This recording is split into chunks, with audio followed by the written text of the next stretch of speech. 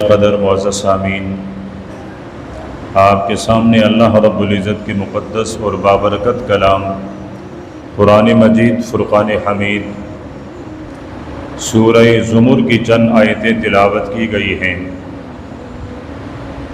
دعا ہے کہ رب العزت آیات مبارکہ کی صحیح مفہوم بیان کرنے اور پھر ہم سب کو اس پر عمل کی توفیق عطا فرمائیں۔ جو آیات کریمہ آپ کے سامنے تلاوت کی گئی ہیں، رب ذوالجلال نے ان آیات کریمہ میں متقین اور پرہیزگاروں کی تعریف اور ان کے صفات ذکر کیے کہ متقی اور پرہیزگار وہ ہوتا ہے جب ان کے پاس کوئی سچی خبر، کوئی سچائی، کوئی حق وہ ان کے پاس آئے تو وہ اسے قبول کر لیتے ہیں۔ پھر ارشاد فرمایا کہ ایسے متقین کے لیے اللہ کے ہاں ان کے چاہت کے مطابق اجر ہے۔ پھر فرمایا کہ ان محسنین، احسان کرنے والوں کے لیے اللہ کے ہاں اتنا اجر اور اتنا مقام ہے کہ اللہ پاک ان کے سیئات سے، ان کے گناہوں سے درگزر فرماتے ہوئے ان کے گناہوں کو معاف کر لیتے ہیں، اور انہوں نے جو بہترین اور اچھا عمل کیا ہو اس عمل کا اجر ان کو اپنے شان کے مطابق عطا فرماتے ہیں۔ ان آیتوں میں متقی اور متقی کے اوصاف اور صفات میں سب سے بڑی صفت ہے محسن، یعنی احسان کرنے والا۔ اسلام کے صفات کمال میں، اسلام کے عبودیت یعنی عبادت کے صفات میں سب سے بڑی صفت، کمال کی سب سے بڑی صفت وہ احسان ہے۔ اب احسان کا بنیادی معنی کیا ہے، اور پھر ان کے ہاں اللہ پاک کی طرف سے کیا کیا اجر اور کیا کیا نعمتیں اور کیا کیا انعامات ہیں۔ تو احسان اس کے کئی معنی ہیں۔ ایک معنی کہ دوسروں کو ان کے حق سے زیادہ دینا، دوسروں کو ان کے حق سے زیادہ لینا، اور خود جو اپنا حق ہے اس سے کم لینا، یہ احسان ہے۔ دوسروں کو ان کے حق سے زیادہ دینا اور خود جو اپنا حق ہے اس سے کم لینا، اسے کہا جاتا ہے احسان۔ بھائی ہیں، والد کا میراث تقسیم ہو رہا ہے، سب کے حصے شریعت نے مقرر کر دیے۔ اب کسی بھائی کو والد کے مال میں سے 10 لاکھ روپیہ ملنا تھا، لیکن اس نے کہا جو میرے بھائی باقی ہیں وہ میرے حصے سے بھی 1-1 لاکھ لے لیں اور مجھے 1-1 لاکھ کم دے دیں، اسے کہتے ہیں احسان۔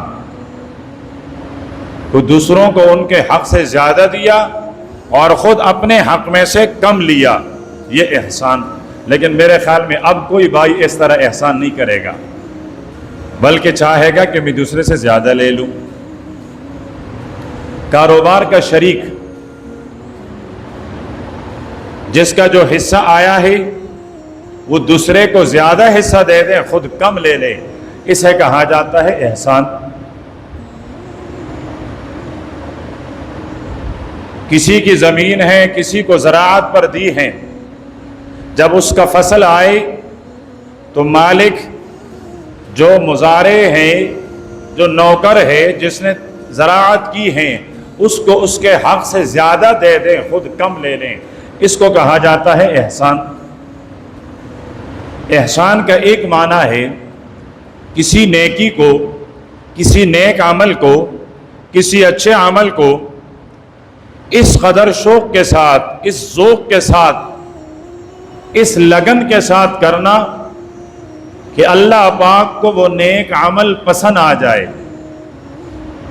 کوئی بھی نیک عمل تو یہ عمل کرنے والا اس عمل کو اس شوق سے کرے، اس لگن سے کریں، اس جذبے سے کریں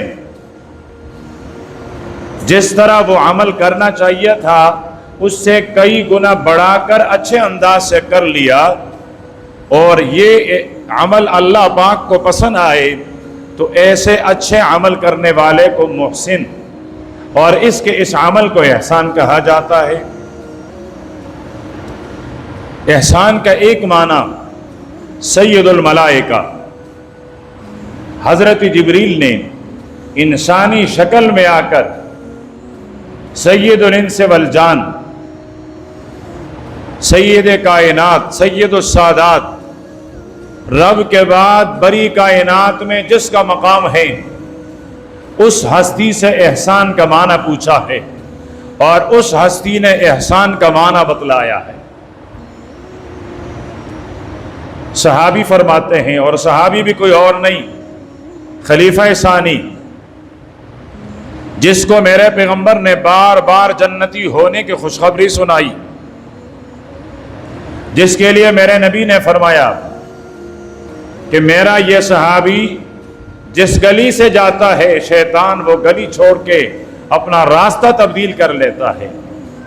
صحابی بھی وہ جس کے لیے میرے نبی نے فرمایا میرے بعد اگر کسی کو نبوت ملنی ہوتی تو خطاب کے بیٹے عمر کو ملتی. وہ حضرت عمر فرماتے ہیں ہم اللہ کے پیارے مجلس میں بیٹھے ہوئے تھے، پیارے پیغمبر کی مجلس میں، کہ اتنے میں ایک آدمی آیا، اس کا لباس بالکل سفید، داڑھی کے بال بالکل گھنے اور سیاہ، نہ اس کے چہرے پر تکاوٹ کے کوئی آثار، نہ اس کے لباس پر سفر کے اثرات، کوئی گرد و غبار بھی نہیں، کوئی تکاوٹ بھی نہیں. اس کا سفید اجلا تازہ لباس یہ بتا رہا ہے کہ پڑوس سے اٹھ کر آیا ہے. لیکن عجیب بات یہ ہے کہ وَلَا يَعْرِفُهُ مِنَّا أَحَدٌ، صحابہ کی بڑی مجلس میں کوئی اس کو پہچان بھی نہیں رہا ہے. اس سے معلوم ہوتا ہے کہ مدینے کا باشندہ بھی نہیں. فرمایا وہ آیا چلتا چلتا میرے پیغمبر کے اتنے قریب آیا کہ فَأَسْنَدَ رُكْبَتَيْهِ إِلَىٰ رُكْبَتَيْهِ، اس نے اپنے دونوں گھٹنے پیارے پیغمبر کے گھٹنوں کے ساتھ ملا لیے،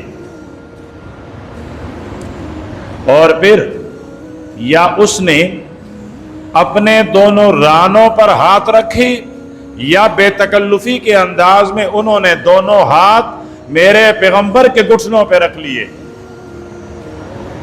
اب دونوں باتیں، اگر اس نے اپنے زانو پر ہاتھ رکھا تو کمال ادب، اور اگر اس نے میرے پیغمبر کے گھٹنوں پر ہاتھ رکھا تو بتانے والا یہ بتاتا ہے میں تیرے صاحب کا یار ہوں، میں تمہارے پیغمبر کو پہلے سے جانتا ہوں، ہم دونوں کی آپس میں شناسائی اور تعارف پہلے سے موجود ہیں.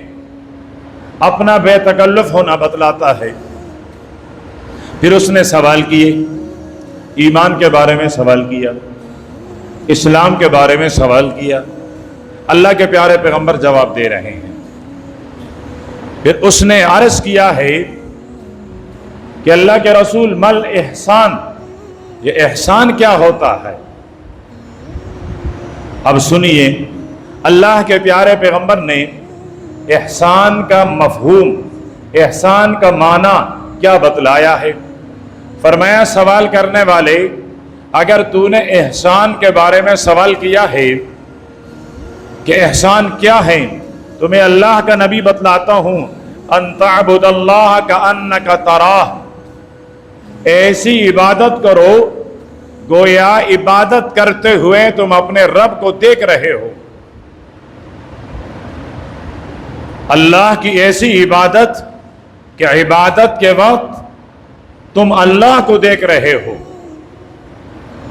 فرمائے اگر یہ کیفیت نہیں فَإِن لَمْ تَكُنْ تَرَاهُ فَإِنَّهُ يَرَاكَ، تو کم سے کم اتنا تو ہو کہ عبادت کے وقت رب تجھے دیکھ رہا ہے۔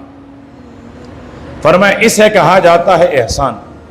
اور عجیب بات یہ ہے کہ یہ سوال کرنے والا سوال کرتا تھا، میرے پیغمبر جواب دیتا تھا تو یہ جواب میں کہتا تھا صدقتا، تو نے سچ کہا۔ تو یہ سوال جواب وہ کرتا ہے جس کو پہلے سے پتہ ہو۔ ایک آدمی کو احسان کے معنی کا پتہ ہے، وہ آ کر پوچھیں استاد یہ احسان کا معنی، ہم اس کو احسان کا یہ معنی بتلا دیں، وہ کہتے ہیں آپ نے سچ کہا۔ کیا مقصد؟ اس کو پہلے سے معلوم تھا۔ ایمان کے بارے میں سوال کیا، اللہ کے نبی نے جواب دیا تو انہوں نے فرمایا صدقتا۔ اسلام کے بارے میں سوال کیا، اللہ کے نبی نے جواب دیا تو جواب میں ارشاد فرمائے صدقتا، سچ کہا آپ نے۔ احسان کے بارے میں سوال کیا، اللہ کے پیارے پیغمبر نے یہ جواب دیا تو اس نے اس کے جواب میں بھی ارشاد فرمایا صدقتا، تو نے سچ کہا۔ حضرت عمر فرماتے ہم نے سوچا عجیب سوالی ہے، عجیب سوال کرنے والا ہے، سوال بھی کرتا ہے تصدیق بھی کرتا ہے۔ اب یہاں احسان یعنی عبادت کی دو صورتیں بتائی ہیں اللہ کے پیارے پیغمبر نے۔ اب عبادت صرف نماز کا نام نہیں ہے، نماز بھی عبادت ہے، روزہ بھی عبادت، حج بھی عبادت، اپنے بیوی بچوں کے لیے کمائی کرنا یہ بھی عبادت، تجارت کرنا یہ بھی عبادت، زراعت کرنا یہ بھی عبادت، مجلس میں بیٹھنا یہ بھی عبادت، خلوت میں بیٹھنا یہ بھی عبادت۔ مومن کی زندگی کے ہر شب اور دن یہ عبادت ہے۔ تو فرمایا پہلا درجہ یہ ہے کہ تم جہاں بھی ہو، جس حال میں بھی ہو، جس عمل میں مصروف ہو، وہاں تمہاری نظر یہ ہو کہ میں رب کو دیکھ رہا ہوں۔ یہ پہلا درجہ ہے، یہ سب سے کامل اور اکمل درجہ ہے کہ بندے کو رب نظر آئے۔ اور اللہ پاک فرماتے ہیں میں بندے کے سامنے آتا ہوں، کیسے آتا ہے؟ جس طرح اس کے ذات کے ساتھ اور اس کے شان کے ساتھ مناسب ہو۔ اللہ پاک فرماتے ہیں میں بندے کو اپنی طرف متوجہ کرتا ہوں، کیسے متوجہ کرتا ہے میرا رب جانتا ہے۔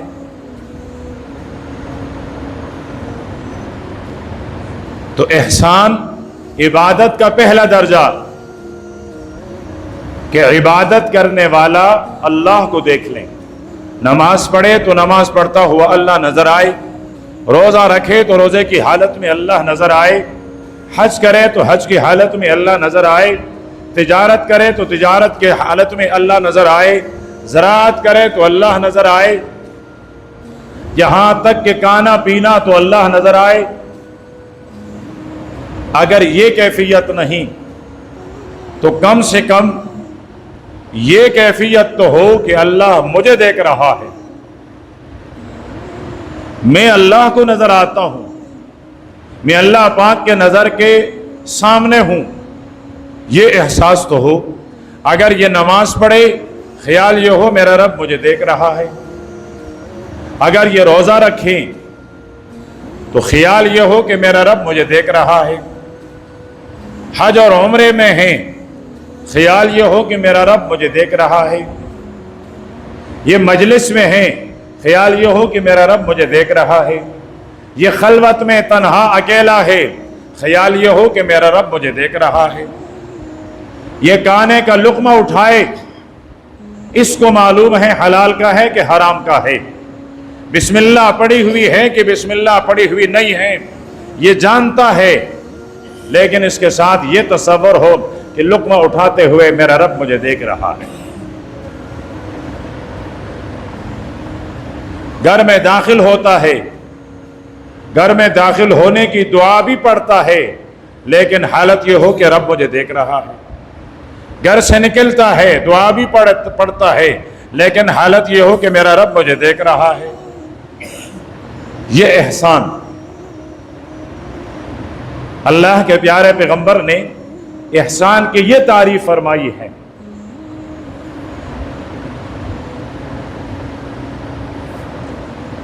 امام نووی رحمۃ اللہ علیہ فرماتے ہیں احسان کیا ہے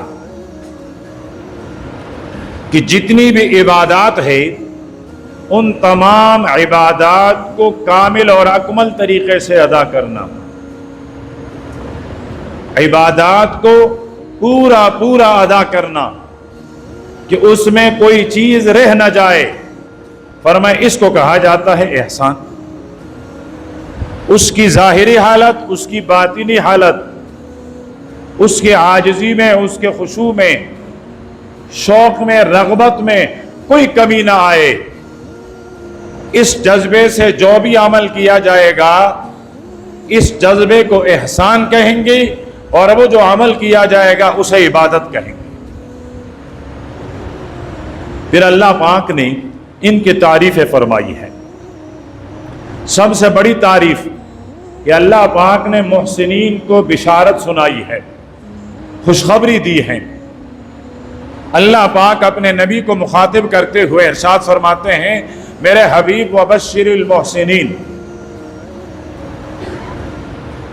جو اس طرح کا عمل کرے کہ عمل کرتے ہوئے ان کو رب نظر آئے، یا کم سے کم عبادت کرتے ہوئے ان کا احساس یہ ہو کہ رب ہمیں دیکھ رہا ہے، ان کو خوشخبری سنا لے کہ تمہارے اعمال رب نے قبول کر لیے۔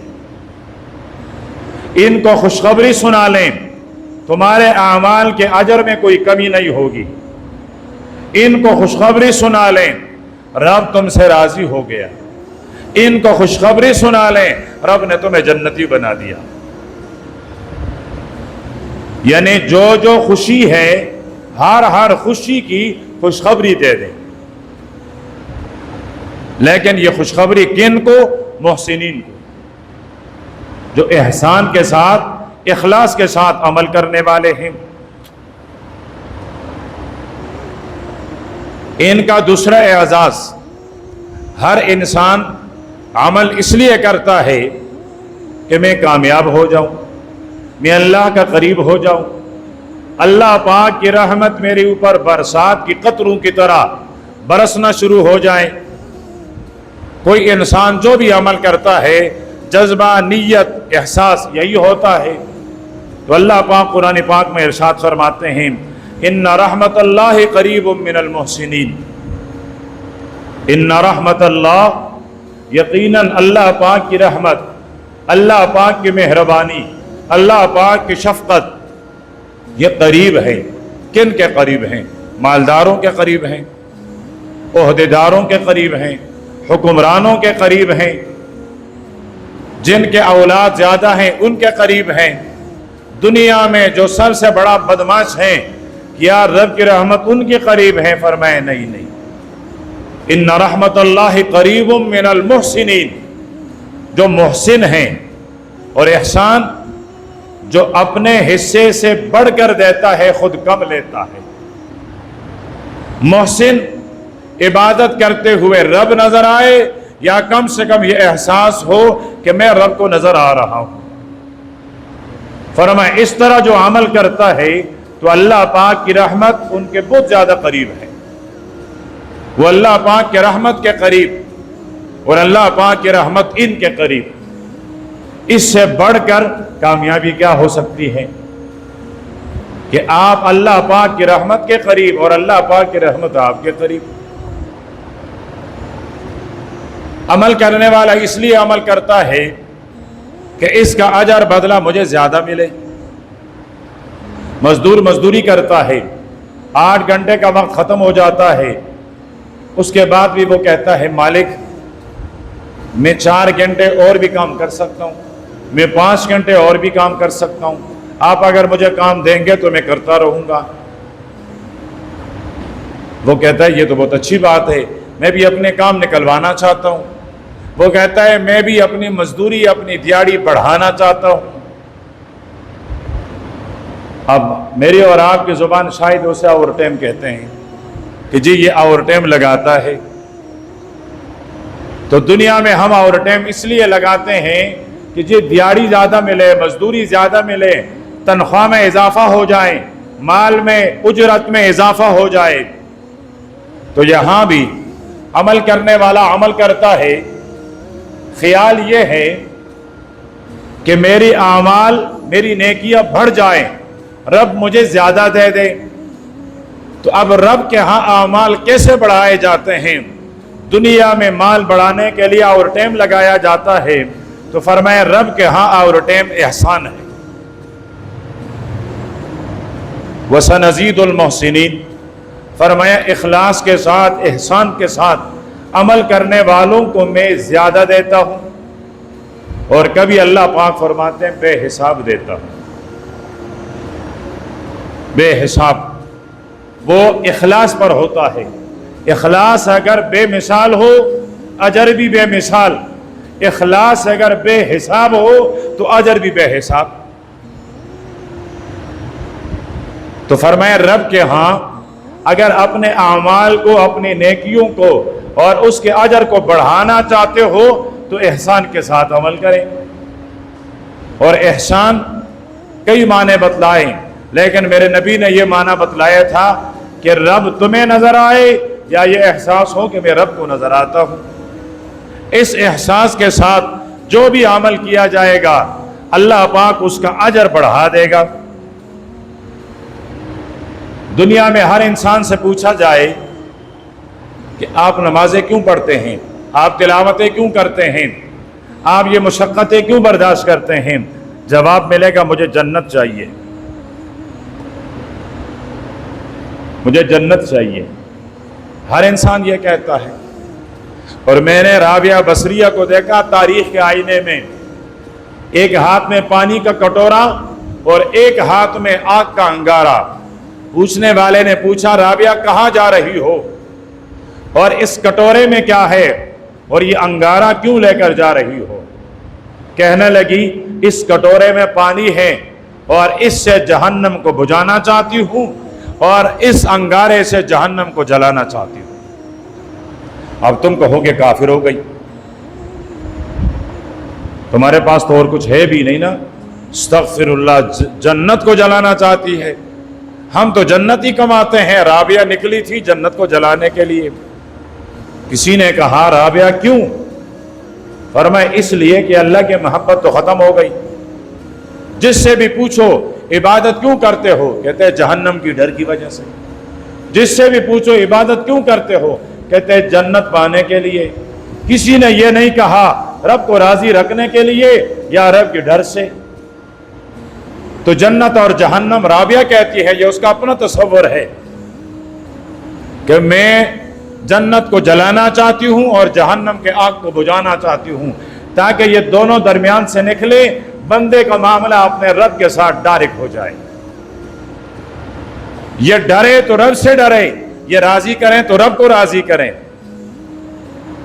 تو یہاں ہر بندہ کہتا ہے کہ جی مجھے جنت چاہیے، جنت کی نعمتیں چاہیے۔ تو اللہ پاک فرماتے ہیں ہاں اگر تمہیں جنت چاہیے، ایسی جنت تجری من تحتہا الانہار، جس کے درختوں کے سائے میں نہریں بہتی ہیں، ایسا سرسبز، ایسا شاداب، ایسا خوشنما، ایسا خوش منظر جنت اگر تمہیں چاہیے تو فرمایا وذالک جزاء المحسنین، یہ جنت تو بدلہ ہے کن کا؟ جنہوں نے دنیا میں احسان کے ساتھ عمل کیا۔ اب پھر دہراؤں گا کہ احسان اپنے حق سے کم لینا، دوسرے کو حق سے بڑھ کر دینا۔ اور میرے نبی نے فرمایا تھا کہ رب کو دیکھو یا رب تمہیں دیکھے، اس طرح کا عمل کرنا۔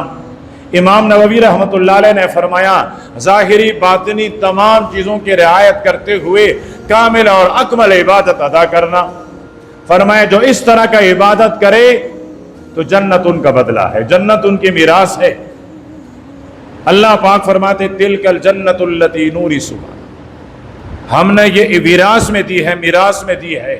کن کو دی ہے؟ عبادی الصالحین، جو نیک بندے ہیں، جو احسان کے ساتھ عمل کریں، ہم نے جنت ان کو میراث میں دی ہے۔ لوگ عبادت اس لیے کرتے ہیں کہ اللہ پاک کی نعمتیں ہمیں ملے، बेशुमार मिले, सेहत की नेमत भी मिले, दौलत की नेमत भी मिले, औलाद की नेमत भी मिले, मोहब्बत की नेमत भी मिले, हर चीज़ की हर तरह की नेमत मिले, तो अल्लाह पाक फरमाते हैं फिर एहसान पैदा कर लें। लहुम मा यशाऊन इंद रब्बिहिम, लहुम मा यशाऊन इंद रब्बिहिम, जो आयत आपके सामने तिलावत की गई थी सूरह ज़ुमर की, कि ये जो चाहेंगे इनको मिलेगा। वज़ालिका जज़ाउल मुहसिनीन, और ये मुहसिनीन का बदला है, ये इनका अजर है, ये इनकी मजदूरी है, ये उनकी उजरत है। हर इंसान ये चाहता है मैं इबादत करूं लेकिन मेरी इबादत ज़ाया ना हो जाए। हर इंसान ये चाहता है, जबकि हिफाजत करता नहीं है। आमाल की हिफाजत कोई नहीं करता, लेकिन आमाल की हिफाजत हर कोई चाहता है। अल्लाह के नबी ने इरशाद फरमाया, यहां नमाज पढ़ी और नमाज से निकल कर किसी की गीबत की तो नमाज के अजर को जला दिया। यहां नमाज पढ़ी, बाहर जाकर किसी के साथ हसद रखी तो इस हसद ने नमाज वाले अजर को जाया कर दिया, जला दिया। नमाज पढ़ी, किसी के साथ बदजुबानी बदअखलाकी से पेश आया तो वो नमाज वाली अजर वो जाया हो गई। लेकिन चाहता हर इंसान है कि मेरा इबादत, मेरा अमल महफूज हो जाए। तो फरमाया अगर यही बात है तो एक तबका ऐसा है जिनका अजर कभी भी ज़ाया नहीं होता, उनकी इबादतें, उनके आमाल कभी ज़ाया नहीं होते। क्यों? इसलिए कि उनके आमाल रब के हिफाजत में हैं, और जो चीज़ रब के हिफाजत में है वो कैसे ज़ाया हो जाएगी। तो अल्लाह पाक फरमाता है इन्नल्लाह ला युज़ीउ अजरल मुहसिनीन, कि हम मुहसिनीन के अजर को ज़ाया नहीं करते। अब अगर कोई आदमी ये चाहते कि मेरा कोई अमल ज़ाया ना हो जाए तो वो एहसान के माने को मद्देनज़र रखते हुए अमल करे, इसका अमल खुद ब खुद महफूज हो जाएगा, इसका अमल ज़ाया नहीं होगा। अल्लाह पाक इसकी चौकीदारी करेगा, अल्लाह पाक निगहबानी करेगा, अल्लाह पाक मुहाफिज होगा, अल्लाह पाक हिफाजत फरमाएगा। अगर इसने अमल इस इखलास के साथ, इस एहसान के साथ किया हो कि अमल करते हुए रब नजर आए, या कम से कम ये एहसास हो कि मैं रब के निगाहों में हूँ, मैं रब को नजर आ रहा हूँ। और आखिरी बात, हम कहते हैं अल्लाह पाक की मैयत मिल जाए। नमाज इसलिए पढ़ते हैं रब मेरा हो जाए, तिलावत इसलिए करते हैं रब मेरा हो जाए, सदका इसलिए है रब मेरा हो जाए। हर अमल करते वक्त नीयत यही होती है कि अल्लाह पाक की मैयत मिल जाए, अल्लाह पाक मेरे साथ हो जाए, अल्लाह की रहमत मेरे साथ, अल्लाह पाक की नुसरत मेरे साथ। तो फरमाए उसके लिए भी कि अल्लाह पाक इरशाद फरमाते हैं इन्नल्लाह मअल लज़ीना तक़ौ, अल्लाह किन के साथ होता है? पहले नंबर पर अल्लाह उनके साथ होता है जो मुत्तकी हैं, जो परहेजगार हैं। तो अल्लाह पाक की मैयत परहेजगारों के साथ है। और परहेजगार कौन है? अल्लाह का हर हुक्म पूरा करे, जिससे मना किया है उसे रुके। मुत्तकी हर वो इंसान है, मुत्तकी हर वो इंसान जो अल्लाह पाक के हुक्म को पूरा करे और जिस चीज़ से अल्लाह ने मना किया है उसे रुक जाए, बस ये मुत्तकी है, ये वली है, ये अल्लाह का दोस्त है। तो फरमाए अल्लाह पाक की मैयत सबसे पहले मुत्तकीन के साथ। और ये मुत्तकी कौन होते हैं? वल्लज़ीना हुम मुहसिनून, ये मुत्तकी ही मोहसिन होते हैं। जो मुत्तकी होगा, जो परहेजगार होगा, जो गुनाहों से बचेगा, क्यों बचेगा? उसको डर होगा रब देख रहा है। जो हर अमल कर रहा है, हुक्म मान रहा है, क्यों? उससे डर है मेरा रब मुझे देख रहा है, मैं अमल नहीं करूंगा रब नाराज हो जाएगा। नमाज का वक्त है, हय्या अलस सलाह मेरे कानों में पड़ी है, अब अगर मैं नमाज के लिए नहीं जाऊंगा रब नाराज हो जाएगा। ये मोहसिन है, ये इखलास के साथ, ये रब से डर रहा है कि रब मुझे देख रहा है। نماز کے وقت میں یہ کوئی کام نہیں کرتا، مسجد کی طرف آتا ہے، کیوں؟ نماز کا وقت ہے، اگر میں نے دنیا کا کوئی کام کیا رب ناراض ہو جائے گا، رب کے ناراضگی کی ڈر کی وجہ سے یہ نیک عمل کرتا ہے، اسی کو تو احسان کہا جاتا ہے۔ تو فرمائے اللہ پاک کی معیت، اللہ پاک کی نصرت، اللہ پاک کا ہونا، فرمائے کہ یہ کن کے ساتھ ہیں؟ جو اخلاص کے ساتھ، احسان کے ساتھ عمل کرنے والے ہوں۔ سمجھانے کے لیے کسی نے وہ واقعہ بیان کیا کہ ایک بادشاہ نے اپنے وزیروں سے، مشیروں سے، جو قریب کے لوگ ہیں ان سے پوچھا اگر تم ناراض نہ ہو تو میں آج کل کا جو معاشرہ ہے اس کے مطابق کہہ دوں کہ بادشاہ نے، صدر نے، وزیر اعظم نے اپنے چمچوں سے کہا، چمچہ تو بہت پیاری چیز ہے، ہر جگہ کام آتا ہے، کون سا مقام ہے، کون سی جگہ ہے جہاں چمچے کام نہ آئے؟ ضرورت پڑتی ہے ہر جگہ۔ تو ان کو قریب کر کے ان سے پوچھا کہ ہر طرف سے تیر برس رہا ہو تو تم کہاں چھپو گے؟ کسی نے کہا بادشاہ سلامت بادشاہ کی کوٹری میں جائیں گے، کسی نے کہا بادشاہ سلامت وہ فلاں جگہ بڑی چٹان ہے اس کے نیچے چلے جائیں گے، کسی نے کہا کہ جب وہ فلاں جگہ بہت گھنی درخت ہے اس درخت میں چلے جائیں گے۔ غرض ہر ایک نے اپنی اپنی وہ بتلا دی۔ ایک آدمی صوفی سا، سادہ سا، وہ خاموش تھا۔ تو بادشاہ نے اسے کہا میاں تم بھی تو کچھ بتاؤ۔ وہ دوڑتا ہوا بادشاہ کے پاس آیا اور کہنے لگا تیر تو یہاں سے برسے گا نا، تیر برسے گا تو یہاں سے برسے گا، تو اگر ان تیروں سے کوئی حفاظت چاہتا ہو تو برسانے والے کے پاس چلا جائے، جہاں سے برس رہی ہے، جہاں سے آ رہی ہے وہیں جا کر پناہ لے لے۔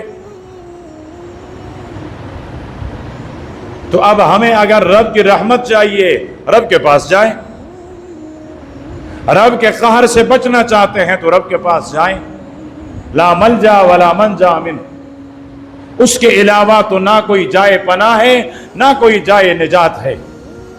کوئی نجات پائے گا تو تب بھی اس کے پاس، کوئی پناہ پائے گا تو تب بھی اس کے پاس۔ تو فرمایا متقی پرہیزگار انہی کے لیے اللہ پاک نے جنت تیار کی ہے۔ اور احسان وہ بتلا دیا کہ جو اس طرح کا عمل کرے رب کو دیکھ لیں۔ فَإِن لَمْ تَكُنْ فَإِنَّهُ يَرَاكَ، اگر یہ نہ ہو جائیں تو کم سے کم اتنا ہو جائے کہ رب مجھے دیکھ رہا ہے۔ اور اگر یہ احساس پیدا ہو جائے ہر جگہ ہر وقت رب مجھے دیکھ رہا ہے، رب مجھے دیکھ رہا ہے، اور رب کعبہ کی قسم ہم سے بڑھ کر اللہ پاک کے ولی کوئی اور نہیں ہے، ہم پھر اللہ پاک کے اولیاء ہیں، ہم پھر اللہ پاک کے ولی ہیں، ہم اللہ کے دوست ہیں۔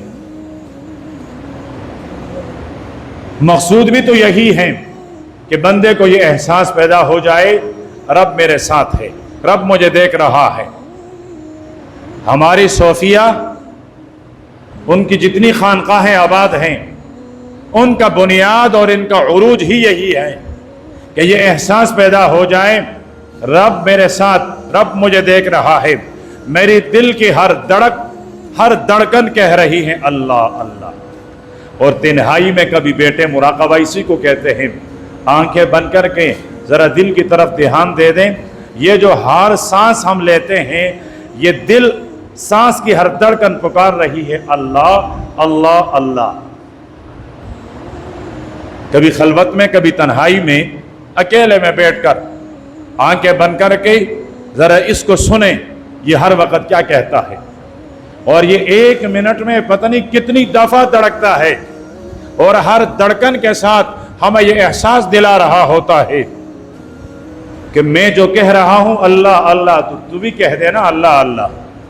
میں جو تمہیں احساس دلا رہا ہوں اللہ موجود ہے، دیکھ رہا ہے، تو احساس کر لیں کہ رب تجھے دیکھ رہا ہے۔ تو یہ انسان کا انسانیت اور مسلمانی اور ایمان کی بنیاد بھی ہے، اور یہ ایمان کی معراج اور ایمان کی کمال بھی ہے۔ انبیاء علیہ السلام اس لیے تو آئے تھے، یہ احساس پیدا کر لیں بندوں کے اندر کہ اللہ موجود ہے، اللہ دیکھ رہا ہے۔ ہمارے علاقے کے خانقاہ کو آباد کرنے والے بہت بڑے ولی اور بزرگ، ابھی گزشتہ مہینے میں ان کا انتقال ہوا، اس کے خانقاہ کے ہر دیوار پر لکھا ہوا ہوتا تھا، بندے احساس پیدا کر لے، اللہ محبت سے دیکھ رہا ہے۔ یعنی میں یوں کہوں کہ بچپنے میں سب سے پہلے میں نے کسی خانقاہ کو دیکھا اور دیوار پہ لکھے ہوئے کوئی الفاظ مجھے پسند آئے تو وہ اس خانقاہ کے یہ مبارک الفاظ تھے کہ بندے یہ احساس پیدا کر لے کہ اللہ محبت سے دیکھ رہا ہے۔ اب اگر دل کے چاروں کونوں پر، چاروں دروازوں پر، چاروں دیواروں پر یہ کندہ ہو جائے، لکھ لیا جائے کہ بندے احساس پیدا کر لے کہ اللہ دیکھ رہا ہے، اور دیکھ بھی کیسا رہا ہے، غضب سے بھی نہیں، غصے سے بھی نہیں، قہر سے بھی نہیں، فرمائے اللہ محبت سے دیکھ رہا ہے، محبت سے دیکھ رہا ہے۔ یہ جو ہمیں جمعے کی نماز میں بلوایا، اللہ کی محبت ہی تو ہے، اور کیا چیز ہے؟ ہم اپنے طاقت سے کہاں آئے ہیں، یہ تو رب نے ہمیں بلوایا ہے، اپنے گھر میں بٹھایا ہے، شاہوں والا، بادشاہوں والا مہمان بنا کر بٹھایا ہے۔ اس سے بڑی کرم میری رب کی کیا ہو سکتی ہے؟ سب سے بڑا اعزاز، سب سے بڑا کرم، بادشاہ نے ہمیں بلوایا ہے، بادشاہ نے اپنے گھر میں بٹھایا ہے۔ جو محبوب ہوتا ہے، جو اپنا ہوتا ہے، جو پسندیدہ ہوتا ہے، اس کو اپنی دربار میں بلایا جاتا ہے اور اس کو اپنے ہاں بٹھایا جاتا ہے۔ جس کے ساتھ دل نہیں لگتا، جو محبوب نہیں ہوتا، اس کی ضرورت کھڑے کھڑے پورا کر کے اس کو سامنے سے دفع کر دیا جاتا ہے، جا، مجھے تیرے چہرے کو دیکھنے بھی گوارا نہیں۔ لیکن جو اپنا ہوتا ہے اس کو کہتے ہیں بیٹھ، وہ کہتے ہیں میری حاجت ضرورت، کہتے ہیں خاموش، بیٹھ جا آرام سے۔ زیادہ دیر تک اس کو بٹھائے رکھتا ہے، اس کے ناز اور نخرے بھی اٹھاتا ہے، کیوں؟ محبت جو ہے اس کے ساتھ۔ تو یہ اللہ پاک کی محبت ہے، اور وہ ہر آن ہر لمحہ ہمیں محبت کی نگاہوں سے دیکھ رہا ہے۔ اللہ کرے کہ یہ تصور، یہ احساس مجھے اور آپ کو، ہر مسلمان کو نصیب ہو جائیں۔ اللہ پاک ہم سب کو نصیب فرما دے۔